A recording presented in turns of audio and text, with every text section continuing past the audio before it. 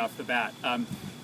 You know, I get to travel throughout the state, spending a lot of time in and around Fairfield County in the western part of the state, because that's the part of the state that doesn't know me as well. And there is just a palpable sense of excitement about this race, frankly all over the state, but here in the region especially. 25 years, right, has it been? The Republicans have controlled this seat and this board.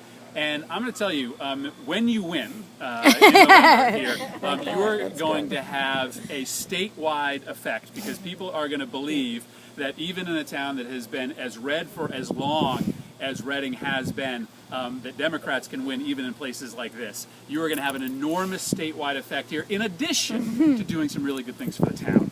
I want to personally say thank you to Julia, because she was amongst the first people that I talked to when I first set out on this journey to become the United States Senator from Connecticut. I was not obviously well known here, and as my first point of introduction, I called her. She was wonderful to invite me here, and Reading was really one of the earliest towns, not maybe formally, but to informally get behind my candidacy. It didn't hurt that I had Marianne Guitar on my side. That was a very good point of introduction here in town. But it was really Julia and Leon as well in some of those first events where I came to meet folks that gave me a sense that this was going to be a town that I could count on in what was not a layup, a slam dunk early on for a three-term, relatively new, relatively young United States congressman running for an open Senate seat.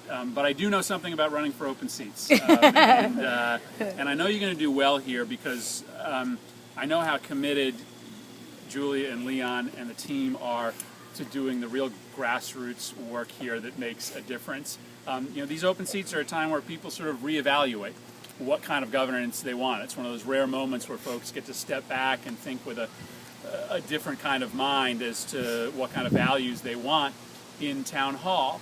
And I know it's tough to door knock here, but it's not impossible, and I know you'll do a lot of phone calling, and I know that stuff isn't easy. I know it's sort of hard to travel the great lengths from house to, you know, get the courage up to come down to make those phone calls, whether you're doing them from a headquarters or from somebody's home with your cell phones. But one, it works. It's why most Democrats get elected to local office, is because they just outwork Republicans, even in towns that have a history of voting the other way. But it also says something about who we are and how we're going to govern. The fact that we're going out and talking to people on their front doors, that we're essentially trying to build a coalition of thought from the ground up, instead of, as the other party tends to do, from sort of the top down. And so this is a campaign that is ultimately going to